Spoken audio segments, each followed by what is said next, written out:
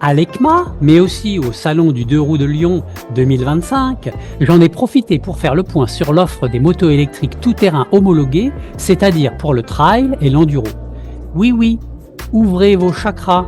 Ces nouvelles motos fleurissent sur les chemins sans bruit et sans émission de gaz, et la cohabitation avec les randonneurs est, paraît-il, beaucoup plus facile comparée à nos motos thermiques. Alors, un petit effort. J'espère qu'avec cette vidéo, vous allez regarder de plus près ces motos comme moi. Je précise ici que je n'ai pas encore roulé sur une moto électrique.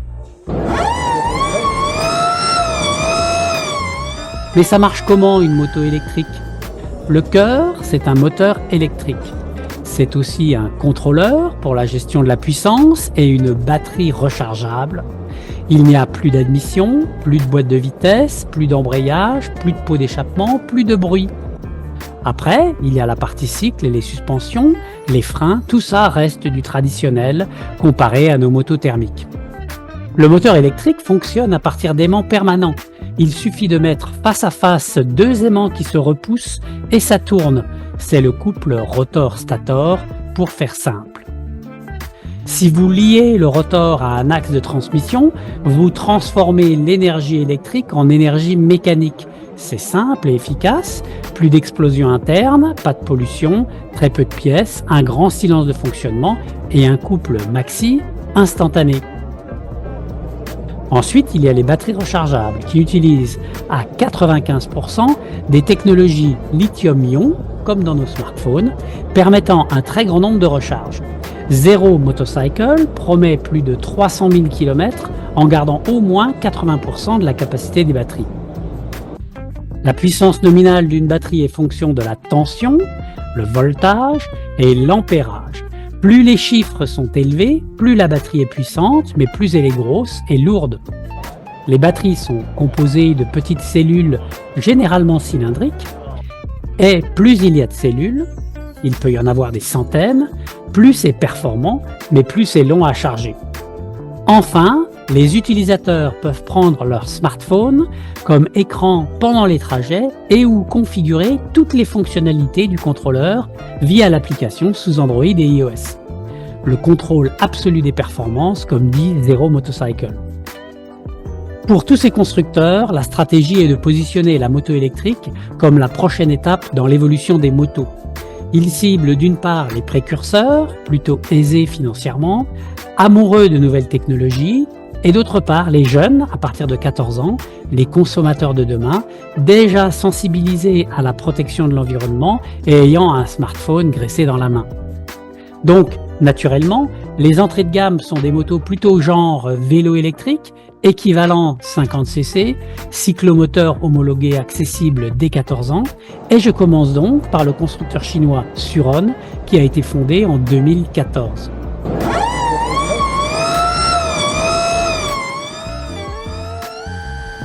Modèle historique de l'entreprise, la Suron Lightbee est un dérivé de VTT de descente équipé d'un moteur et renforcé pour plus de solidité.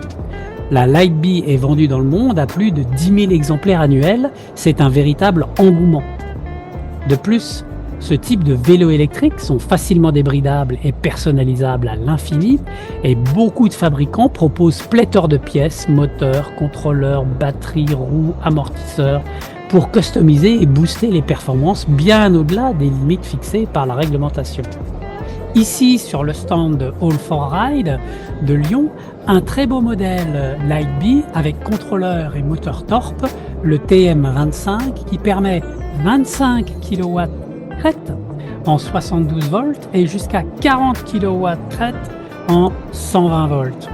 À noter le prototype du bras oscillant de Easy Brothers, société française, 400 grammes plus lourd que l'origine, les deux côtés du bras en aluminium forgé, 3 ou 4 fois plus résistant que le stock, il faut supporter jusqu'à 8 fois l'augmentation de puissance.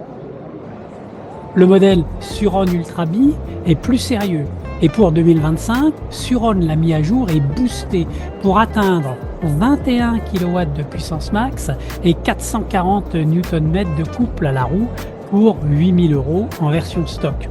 Accessible dès 16 ans dans la catégorie équivalent 125 cm3. La nouvelle Ultra Bee rejoint quasiment les perfs de la Storm Bee deuxième modèle de la marque annoncé en 2019. On entre ici dans la catégorie des motos d'enduro réplica avec roue de 21-18, un vrai cadre, des suspensions et des freins moto, l'ABS, mais l'annonce de la nouvelle Ultrabi donne un coup de vieux à ce Stormby.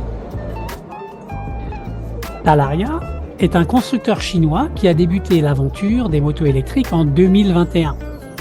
La gamme Talaria Sting est très proche de son concurrent direct Suron. Talaria annonce 1500 motos vendues Sting, 3000 à 4000 en 2024 en France. Et je suis très surpris du nombre impressionnant de revendeurs Talaria, rien qu'en France, vous voyez plus tôt. D'ailleurs, le stand au Salon du Deux Roues à Lyon était vraiment conséquent avec plein de modèles customisés. En 2025, Talaria annonce la Sting Pro 5500, très proche de l'Ultrabi de 2025. Je ne rentrerai pas dans les débats des différences entre ces deux marques, mais sur YouTube, vous trouverez pléthore de vidéos sur le sujet. Puis, je suis passé sur le stand de Zero Motorcycle, constructeur californien né en 2006, qui se veut le leader mondial de la moto électrique avec une large gamme, notamment les modèles SR, FX et DS, des motos ayant déjà fait le tour du monde. À Lyon, Zero Motorcycle présentait la DSR X Black Forest Edition, une moto trail électrique super équipée, conçue spécifiquement pour l'aventure et positionnée pour concurrencer, je vous le donne en mille, les BM GS et autres Ducati Multistrada Rally, avec une autonomie de 200 km et une vitesse max de 180 km/h. À l'ECMA, Zero Motorcycle a annoncé le lancement de 6 nouveaux modèles à moins de 10 000 € d'ici 2026. La nouvelle gamme X-Line, positionnée sur le segment de l'Enduro Light, concurrence les Suron et Talaria avec le modèle Zero XB, équivalent moto 50cc, et la Zero XE, équivalent moto 125cc. C'est un tournant stratégique pour Zero Motorcycle qui cherche à mieux cibler les jeunes. À l'ECMA, Hero Motocorp, au passage 3e plus gros constructeur de motos au monde, terminant 7e au Dakar 2025 avec le pilote chilien Nacho Cornero, Hero a donc dévoilé Vida, une nouvelle marque de moto électrique, avec sur le stand un prototype d'une nouvelle moto électrique tout-terrain, mais aucune caractéristique disponible.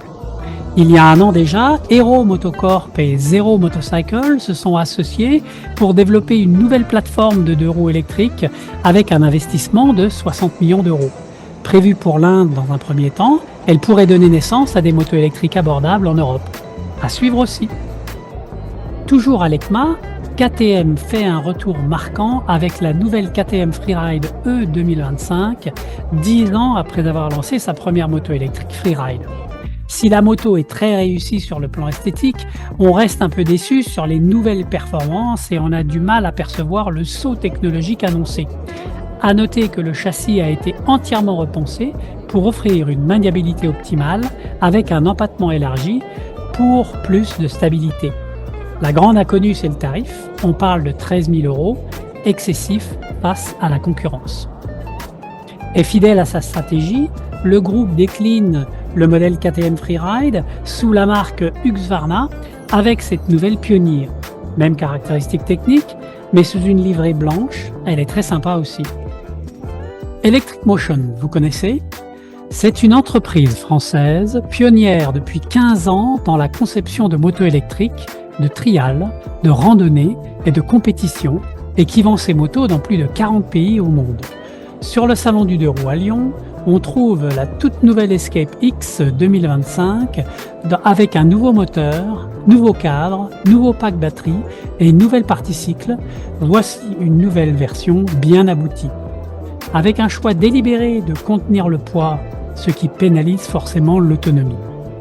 Mais l'ADN trialiste de cette marque nous propose une moto faite pour le franchissement et des sorties bien fun. De plus, en novembre 2024, Yamaha Motors Japon vient d'investir dans la technologie moteur électrique d'Electric Motion, ce qui confirme ses intentions de s'impliquer davantage dans l'électrique, peut-être de futures motos électriques Yamaha dans l'avenir. Créée en 2019, la société Stark Future entend révolutionner le secteur de la moto grâce à ses modèles tout-terrain électriques, tout en stimulant l'innovation, le développement durable et l'économie locale en Catalogne, Espagne. Soutenue par la Banque européenne d'investissement en 2021, la société a lancé le modèle Starvarg, la moto tout-terrain la plus puissante au monde. Et le 10 décembre dernier, la société a annoncé la sortie d'une version homologuée enduro, la EX Explosive.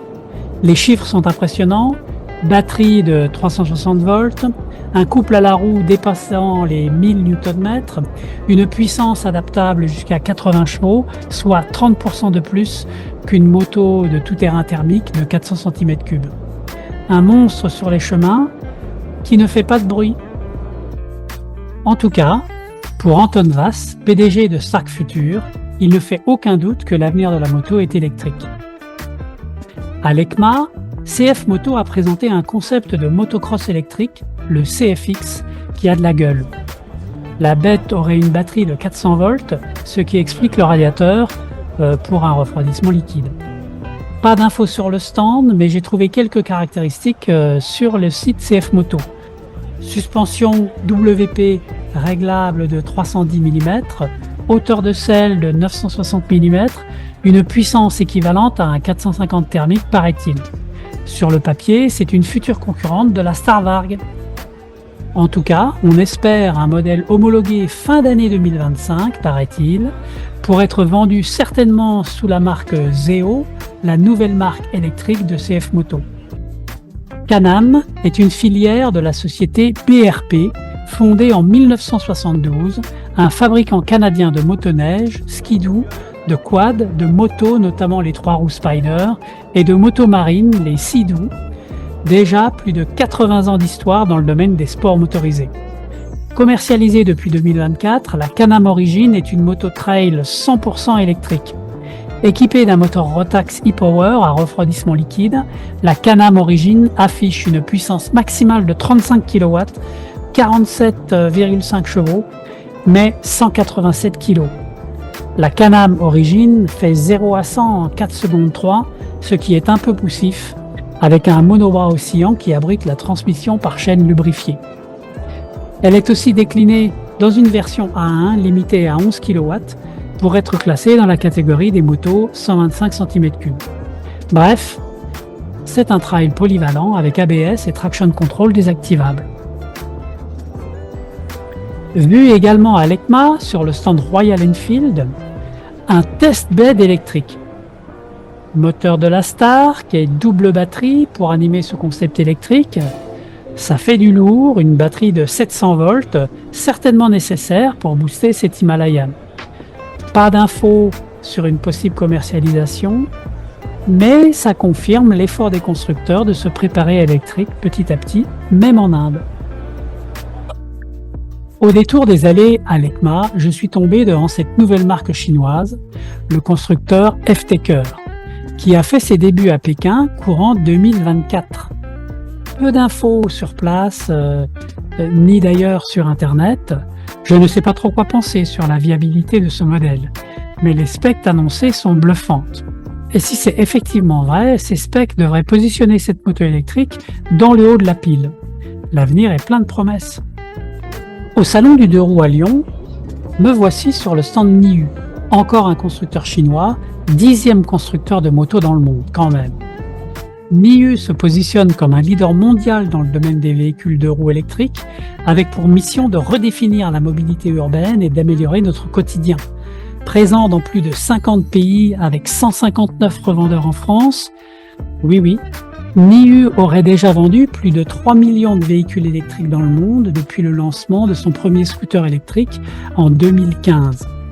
Pour le tout-terrain, Niu propose le modèle XQi3 homologué Europe, une copie de la Suron Light B, mais avec une puissance max de 10,6 kW et 357 Nm de couple à la roue, qui la positionne sur le papier comme la meilleure, la plus puissante de cette catégorie. Ah, bien sûr avec le même tarif que la Light B. Ils annoncent déjà un prochain modèle dans le segment équivalent à 125 cm3 qui devrait arriver très prochainement. À suivre Niu. Absent à l'ECMA, c'est au Salon du deux roues de Lyon que j'ai rencontré 2 représentants de la distribution du constructeur chinois Arctic Leopard en Europe, distribution qui vient de commencer depuis novembre 2024, a participé en début d'année 2025 à l'Africa Eco Race dans une catégorie à part. La machine vue à Lyon était celle du pilote Willy Jobard, qui avait une configuration avec double batterie, ce qui lui permettait de faire des étapes de 150 km en mode rallye hors dune de sable. Maintenant homologué en Europe, le modèle Enduro EXE 880 est accessible avec le permis A1 dès 16 ans. Cette moto électrique impressionne également avec une batterie de 90 volts et 75 ampères-heure, un moteur qui délivre une puissance crête de 37 kW, soit 50 chevaux pour 108 kg. Une très sérieuse concurrente de la Starvarg et déjà une quinzaine de revendeurs envisagés en France, avec un tarif de moins de 11 000 € qui va en faire réfléchir plus d'un. Loin de toutes ces chinoiseries, quelle n'a pas été ma surprise de découvrir au Salon du deux roues de Lyon le premier constructeur suisse de moto électrique à boîte de vitesse, tout simplement. Conçu dans son atelier du canton de Vaud, plusieurs brevets et 6 ans de développement pour le concepteur, Cyril Olivier, il a créé sa propre marque de moto électrique. L'idée est de faire une moto électrique avec une boîte de vitesse pour déranger le moins possible l'enduriste traditionnel qui s'y retrouve tout de suite. Le moteur est refroidi par eau, est fabriqué en France et affiche là aussi des specs impressionnantes. Un couple à la roue de plus de 1000 Nm, comme la Starvarg, une puissance crête de 35 kW avec plusieurs modes de puissance couplés à une boîte de vitesse qui permet d'adapter la moto à tout niveau de pilotage et terrain. De fabrication artisanale, le tarif est un peu élevé quand même, à 17 500 €.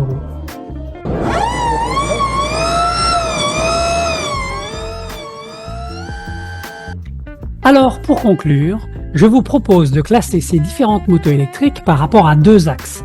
D'une part, les capacités en tout terrain, et d'autre part, le traditionnel facteur prix, poids et autonomie. À la base, j'ai rangé les motos électriques typées Trail Adventure, qui cherchent la plus grande autonomie, la vitesse sur route, mais avec des poids conséquents, peu aptes à faire du chemin ludique pour le commun des trialistes. Mais malgré les 240 kg, on a déjà vu une 0DS faire le parpaillon quand même. À l'opposé, il y a toute une gamme de motos pour s'amuser, du VTT musclé jusqu'à l'équivalent d'une 400 cc motocross. La catégorie VTT Enduro regroupe des cyclomoteurs légers classés 50 cm3 avec une puissance max de 4 kW et conçus avec des matériels venant généralement du VTT avec la Suron Lightbee, reine de cette catégorie, à 65 kg. Bon nombre de VTTistes achètent ces genres de motos pour emprunter les monotraces de VTT, les bike-parks, voire les sentiers de randonnée et booster leur engin avec des batteries de 30 volts et plus avec une meilleure partie cycle et frein. Ensuite, c'est la catégorie Enduro Light, classée équivalent 125 cm3 avec une puissance max de 11 kW qui se décompose en 2 groupes. D'une part, les motos un peu plus grosses que celles du VTT Enduro, comme l'Ultra Bee de Suron, et d'autre part, les motos ayant un pédigré plus moto, comme la KTM Freeride ou l'Electric Motion Escape. Et finalement, une catégorie hard enduro avec la reine, la Starvarg et ses 80 chevaux, mais déjà, on a des prétendants, la bataille va être rude. Alors, convaincu ou au moins intéressé? Moi, je suis assez surpris par le dynamisme de ce segment et je vais aller essayer dans les chemins ces motos, histoire de me faire une idée plus concrète maintenant que j'y vois un peu plus clair. C'est tout pour aujourd'hui, à bientôt!